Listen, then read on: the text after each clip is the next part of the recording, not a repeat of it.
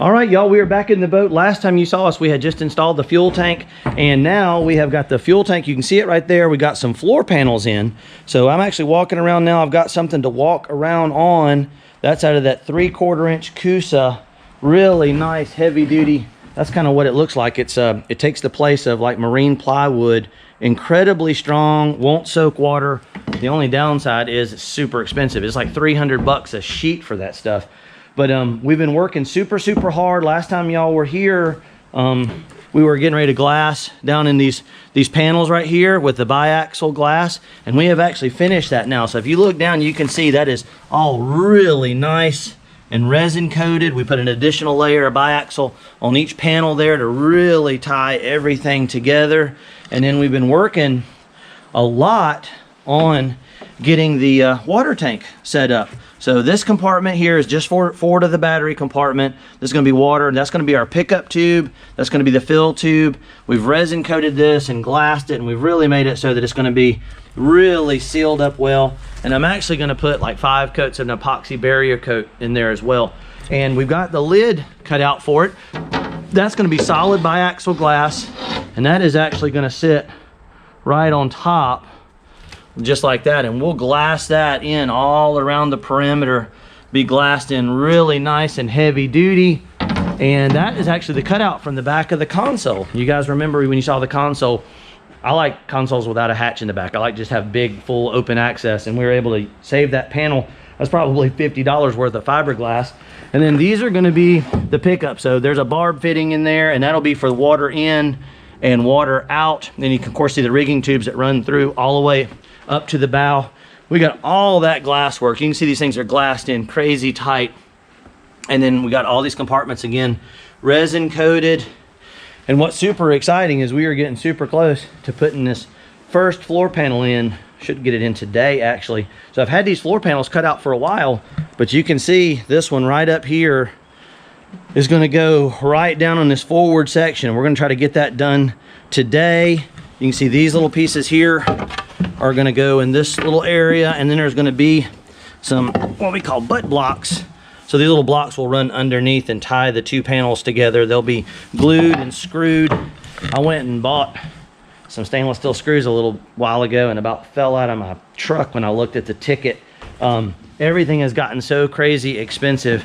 It's like 60 bucks for a couple pounds of stainless steel screws, but we want to use the best that we can get. And we're using a really nice, it's like a 2-inch, it's a 2-inch stainless steel screw with like a Torx head. And then we're using on top of all the runners where the floor panel sits down, we're going to be using the 3M marine sealant and adhesive. And this stuff is crazy strong. We're going to use it throughout the boat. We call that gluing and screwing. It's like basically you're going to drill holes, run the screws down through a bead of that 5200 adhesive on every one of those contact points, and it just makes it crazy strong. In the process now of getting ready to foam the fuel tank in. So y'all saw on the last update we got the tank all bolted in. I've actually taped all the border around the perimeter because we're going to be pouring a polyurethane foam. It's a 4-pound density, specially made for doing around fuel tanks. This is a real high quality. It comes from FGCI down in Florida, and we're doing an A and a B. I've got some little mixing cups already, got some little marks in there, and we're going to pour these at equal volumes. And I actually already did a little test batch. I took the cap from the A part and nearly filled it up, and then the cap from the B part, and just those 2 little capfuls, when it expanded, made a full quart of this 4-pound density foam. And if y'all can see, I can barely push the slightest amount of give into that. It almost looks like some bread or some dough, but we're going to be pouring that in. I'm going to be mixing these 2 in like a container like that, just an old milk jug, or that's a chemical jug that cut the top out of, and we're going to be pouring right down in this gap. We're going to let it go right to the very bottom of the boat, and it's going to expand. We're going to start here at the back of the fuel tank, and it's going to expand its way all the way up to the front. So pretty exciting. This has been a big step. It's kind of been another one of those things I really spent a lot of time thinking about, deliberating on. I want to be sure I was installing this tank properly, because that's one of those things that if you've ever owned a boat in saltwater especially, Fuel tank issues are a big problem, but this tank is 3/16 of an inch thick, which is like half again thicker than standard. Then I've got 5 coats of the Interlux primer, like a barrier coat, and then we got the 5200 underneath the corners, and then we're going to be putting this really high quality urethane foam all the way around, and then we're going to be trimming these edges flush. It should expand out a little bit. We'll trim it flush, and we're actually going to epoxy over that to seal that foam, so there's no way any water or moisture can ever get in there. And that's what the problem is if you ever have any water or moisture in contact with the aluminum, that's where you really get the corrosion problems. I'm pouring this first batch down. Got about 60 degrees or so in the shop today. I think it's going to be just about right. We did that little test batch. Looks real good. Looks like eggnog. But you don't have a lot of time. You don't have a lot of time. You got to get it in there before it starts to expand, because once it starts to expand, it does not flow very well. We want this to flow underneath the tank. Want to utilize everything we got, every last little drop that we can. All right, I think that's pretty good. Now we got the drill. We've been mixing. That was a lot faster than doing it by hand, I do believe. We're using some acetone as a solvent to cut that. And then what we're going to do is we're going to pour some of this acetone in the mixing jug. That seems to usually work pretty good. I've done that in the past, and that'll make it so that you can reuse these mixing jugs over and over again. And we can see, I don't know if y'all can see down in there, I have poured it down in that gap, and it's starting to expand. I didn't want to put too much in there on the first go. You don't want to exert too much pressure on this tank. Woo! So we made it, y'all. It's like 5:40 in the afternoon now. We've been working on this all day long, but we got all the foam poured. You can see that. That's that 4-pound density, and you can see we've got it all kind of taped off so the overflow didn't get on the tank. But we're going all the way around the perimeter. Now tomorrow I'm going to trim all that off. I'm going to trim it flush, and we'll sand it and clean it up. But you can see all the way around, we have filled that gap. So this thing has got foam poured all the way around the perimeter, and then we're going to trim this, and we're going to put an epoxy, some fiberglass and epoxy resin to completely seal that. But it ended up taking almost the whole 4 gallons, y'all. So I had bought 4 gallons of polyurethane foam, and I think I showed that earlier. It's a polyurethane 2-part A and B, and I thought I was going to have plenty, but it took a little bit more than I expected. And then I also was working, which one reason it took the better part of the day is because when you pour a batch of this foam, you got to let it cure and then cool down a little bit before you pour the next batch. So you kind of got to wait like 15 minutes between each pour, and we're only pouring like 1.5 quarts, 2 quarts at a time. So it did take a good bit of time. But then the water tank that's up here in front, which will be just forward of the console, I had gotten it all completely finished, and then I came in and I scuffed up all the surfaces, kind of cleaned up, sanded everything. Again, this is the water out. That's going to be the water in. That's a rigging tube. And then we've got the lid. That piece will go on top there and cover up, and we'll have some really nice freshwater capacity on this boat to shower off, or rinse reels, or rinse fillets, and all that kind of stuff. And I'll be sealing that with an epoxy barrier coat probably tomorrow. Start on that. So we're about to prime the water tank now, y'all. I know we've been working on the fuel tank for the last few days. Got a little water tank right here in front of the console, and I've mixed up about 1/2 quart. I'm using a metered mixing cup here. It's a 3-to-1 ratio on this epoxy primer, and it's a barrier coat. So in this water tank that we're working on, we don't want any water to migrate through the fiberglass into the hull of the boat. So epoxy is going to be your best bet for that. And I'm just using a 3-inch bristle brush right now, and we're going to be able to really work that in. I'll probably do some of the ladder coats with a roller, but with this I can really dab it in and really work it into any little pores and whatnot. And so there it is. It's going to be kind of like that medium gray, almost the same color as the boat. So I'm going to show you guys as we're brushing this epoxy on. I've already got the sides. I always like to start from the top and then work my way down. And the brush works really good because it got a bunch of details. We kind of got to work this primer into, like, underneath these side pipes and around the pickup tube here. So if it were a bigger flat area, I would definitely use a roller. But for something like this, I think that's going to be your best application. And you can see why I'm doing the sides first and working my way down, because you're going to have the little drips and runs and stuff, and that's okay. If you did the bottom first, then all that stuff would just fall down on it. What I'll do is I'm going to paint all these edges, and I'm using some tape, y'all. I'm going to border this off because we have the lid that goes on here, and I don't want to prime above where the lid stops because we've got a fiberglass that, and fiberglass resin is actually not compatible with epoxies, so you don't want to try to glass over. And you can see here we're just brushing it on, nothing super technical, but you do really want to seal up all the little pinholes and any porosity. That's kind of the whole idea behind this epoxy barrier coat. And we are just going to dab it all in there, get everything sealed up really good, and we're going to be doing several coats. Whew, so all right, we got the primer in the water tank. She's all done, and I was using the heat gun to warm that up a little bit. It's a little bit chilly down here today, and a lot of this stuff cures a lot better when it's a little bit warmer. So I used the heat gun, and y'all can hear in the background there's the a big propane heater warming up the shop a little bit. But what we're moving to next, y'all saw earlier we had poured all the foam, the A and B, the two-part foam that expanded, and you see when we poured it in, it kind of overfilled a little bit. And so you're like, well, what do you do about that? Because ultimately we don't want all that on there. And you can see this little section where I've trimmed it flush, and I've used this little tool right here.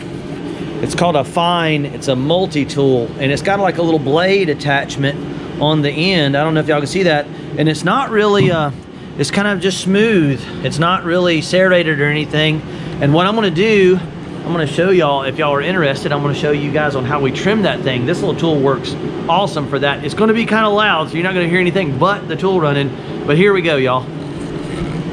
Just going to push that switch forward, and there it goes.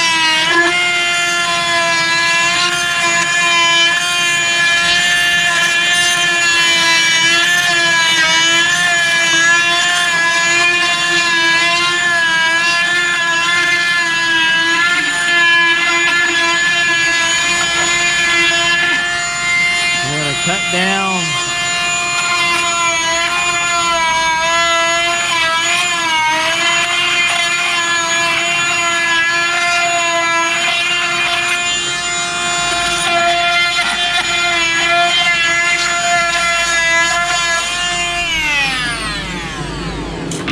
Whew, that's loud. Just like that, y'all.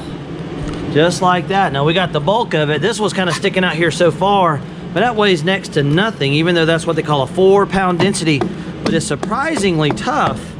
You can't really compact it. And so now what I'm going to do is I'm going to take this tool, now that I've trimmed the bulk of it off, and we're going to kind of clean it up. Clean it up a little bit.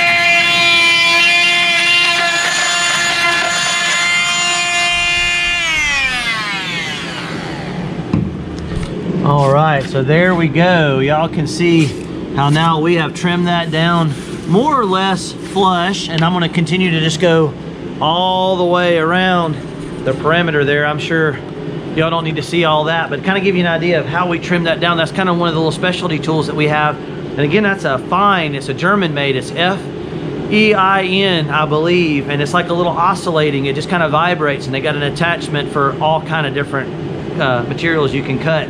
All right, y'all, so we're back in the shop, and we got all the foam that we were pouring around the fuel tank completely trimmed. You saw a little snippet of that where we were just starting to do it, but now we're all finished. So you can kind of see we trimmed that foam down all the way around the edges, all the way around the perimeter.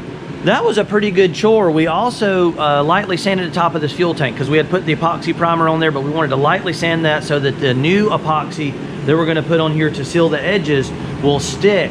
And what we're going to be using is the System 3 epoxy. I have used this in the past, and I've been really, really happy with it. It's a gallon of resin, half a gallon of catalyst, and you can see that foam is quite porous. You can see the pores. We're going to fill this gap with some epoxy putty, and then we're going to fiberglass onto the tank and up to the edges of the stringers. So this thing's going to be bulletproof. You know, fuel tanks in water, salt water especially, corrosion is an issue, so we're doing everything we can. We're priming the fuel tank. We made the fuel tank thicker. We're using a heavy duty foam, and then we're gonna be sealing the edges of that foam with epoxy, and that thing should last more than the lifetime of me. You know, it's gonna be around forever. And then we've made really, really good progress on our water tank. We've got all of the epoxy primer in the tank at this point. You can see, lifted up the lid, 5 coats of the Interlux using the 2000E epoxy on that. That's going to be super cool to have some fresh water on board. It's going to make the boat ride really nice, and we'll have some fresh water to rinse off if you want to, or rinse reels or fish fillets. And then y'all also saw we were putting down the floor panel previously, the first one, and we've got it in place now permanently. You can see this is that 3/4 inch Coosa, and we use big stainless steel screws every few inches. You can see, and they're all the way down the cross supports and the main stringers. So that's what we call glued and screwed, y'all. That makes the boat crazy strong. Most factory built boats, they can't really screw the floor down because they're built in one molded piece, and they're relying purely on a chemical bond. But this boat is going to have a chemical bond and a mechanical bond holding it together. And then where the floor panel meets the sides, we came in here and filled that with a high strength short strand fiber rated putty. So you can see there's no gap whatsoever between the floor panel and the hull. And then we're going to come in here and we're going to fiberglass that really nice and heavy with some of that good biaxial glass. So this boat is going to be like one piece. It's not like a lot of factory built boats where you got 2 or 3 pieces that are kind of just bonded together with chemical putties. This will have mechanical fasteners, fiberglass. And then we've got our rolled edges. Y'all saw we were getting ready to put some more glass. We got 2 more layers of biaxial on that side. And then we've come around and we've done this other side as well, all the way to the transom. There's like 32 pieces of 9-inch wide biaxial glass, but now the edges are super, super tough. And then we're moving back here to the back today. I'm gonna be doing some more structural glassing on the transom. Okay, so we are just about ready to reinforce the glass on the transom, y'all. Now, I had cut out a bunch of pieces. You see all these pieces of biaxial glass. I've got them all kind of labeled, numbered, and marked. I've got them laid out over here. They're gonna go back here on the transom to kind of reinforce where the stringers and everything. And then I got one big piece that's gonna go all the way across. All right, y'all, so we're gonna go ahead and spray some resin with the chopper gun. Gonna resin coat that panel. And then usually what I'll do is take a roller and we'll move that resin around just to be sure it's in all the little crevices and nooks and crannies. I'm gonna roll that out. And then I got our pieces pre-cut. You see we had them all labeled and ready. That's our biaxial glass right there. We're going to go ahead and lay that. These marks really make a difference when it comes to laying this stuff out. It's like cutting a piece of fabric, and the fabric needs to be in just the right spot or it doesn't lay correctly. So that's going to go down in there. I'm going to kind of tuck it in, and then I'm going to come back and I'm going to shoot a little more resin on it, just like so. Then we're going to come back with the soft roller, move that resin around, work it in. It takes a minute for it to fully saturate. You notice the fiberglass is actually kind of a white, kind of pretty bright white when you are first putting it on there, and then as it gets saturated with the resin, it'll go semi-transparent and then almost completely transparent. But it takes a couple minutes for that to happen. And you can get a little bit closer there, Logan, if you want to. I know it's kind of dark down in there, but you can see I'm kind of working that glass in with a combination of the roller and the brush. That's doing what we call dabbing. That's kind of pushing it down into the material, helping that resin soak in. That's pretty good.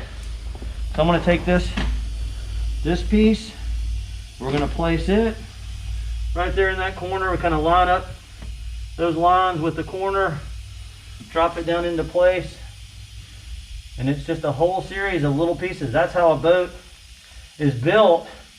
A lot of times people think we like pour this glass or resin down in the boat, or they just don't really know how. They think it's all sprayed, but this boat is 100% hand blade. You can see that piece kind of tucks down in there and those corners overlap. And now I'm going to spray some resin.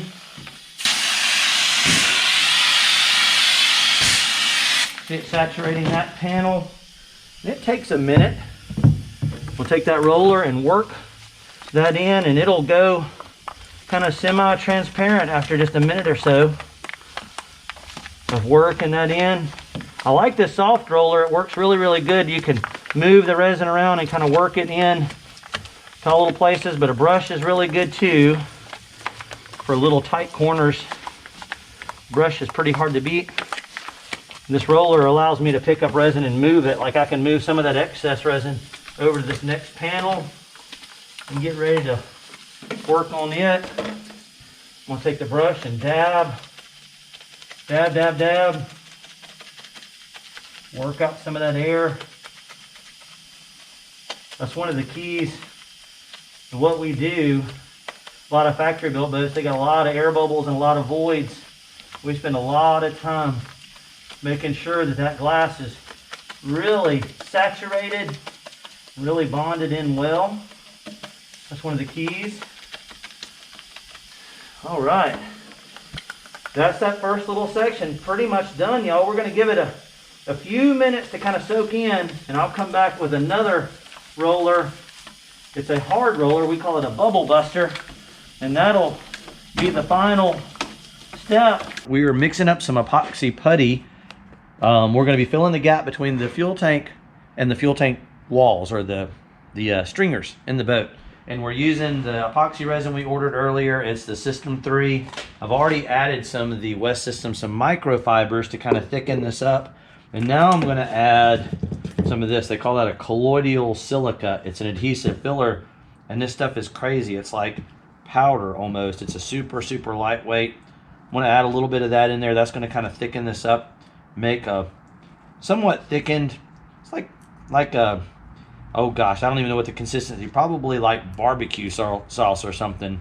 Somewhat thick, but thin enough that it can run and flow. And we're going to fill in the gaps along the side. And you can see this stuff. Zoom in there a little bit, Logan, where you can see this powder.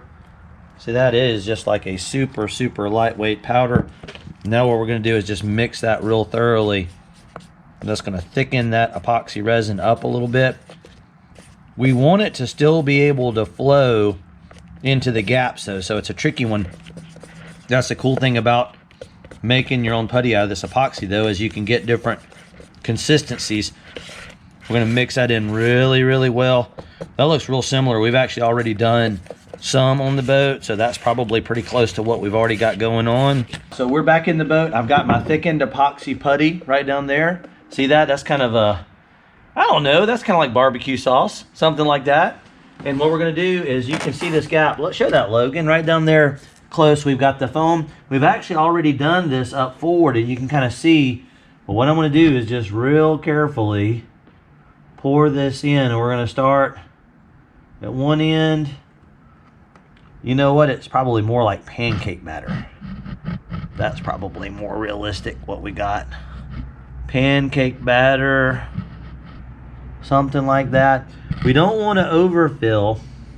We want this thing to come right out to the edges, but you don't want to get too aggressive, because then you got to scoop it out of there and it runs over the edges. I'm going to add just a little bit more, and I'll come in there with one of my little putty blades and smooth it out a little bit. Just want to take your time. You can see that's why I put some tape on there. Tape will kind of catch it. And what I'm going to do now is take a little squeegee. See a little blade right there? That is a handy dandy little tool. And I'm going to kind of just work it down in little grooves and crevices. What we're trying to do is seal this from the possibility of any water or any moisture getting in there. And we want to work any little air bubbles out. And we kind of want to work it down into the foam. Kind of works it in there and make sure you get a good bond.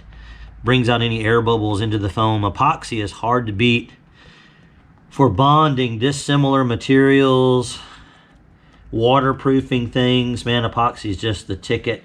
Do not want to get it on your clothes or in your hair. That is for sure. It makes a big old mess. and we're just going to work it. Now we got the tape on there to keep it from getting in places we don't want it. I'm going to drag this. Now I'm going to hold this blade flat, and I'm going to kind of pull this forward and smooth that out. Look how pretty. Look how pretty that looks, y'all. Isn't that neat? Isn't that neat? Just like that. I'm going to clean up that edge. All right. So there we go, y'all. That looks pretty good. I'm going to give that a minute to kind of just settle in. I'm going to move back here to this next section. Logan, why don't you back up just a little bit, and you can video me doing this one as well. Oh, man. I tell you what, you got to be flexible to work on a boat. Same deal. We're just going to pour that stuff right down in the groove. Nice and easy. I want to just pour it maybe a little bit on the shy side, as far as like a little less than you think maybe, and just kind of see how it does. Oh, I got crazy there. It's okay, I'll use my squeegee. Bring it back in. That looks about right. You can use a squeegee to kind of move it around these little gaps, crevices, especially where the bracket. Can you see in there, Logan? Like right close. That's where water is going to get. And we do not want any water ever, ever, ever to get in here. So I'm going to kind of do the same deal. I'm going to take this little blade and kind of work that material down and around. That also pops any little bubbles and make sure you get a good bond in there. A little bit more. I know most of y'all probably will never install a fuel tank in a boat, but you might use epoxy someday for fixing something around the house. There's a lot of epoxy kits that are available. It's pretty cool stuff. Always want to be sure to wear some protective gear, though. You can see how I've got the latex rubber gloves on, and just trying to be careful. So, all right, well, I'm going to take the camera from Logan. Thank you, Logan. So I'm going to show you all one more time. You can see we've got all the way around the perimeter of the tank. And what we're going to do is we're going to let that cure overnight, and then tomorrow we're going to put a little bit more around the corners. We're going to kind of put a radius. They call it a fillet or a fillet. So right there in that sharp corner right there, we're going to radius that, and then we're going to get ready to put fiberglass over the whole surface of the tank. And then you guys know I've been working on the water tank a bunch. We've got it all ready to install the lid on the water tank, and we'll be working on that tomorrow. Thank y'all so much for staying tuned. We appreciate you guys so much. Be back tomorrow.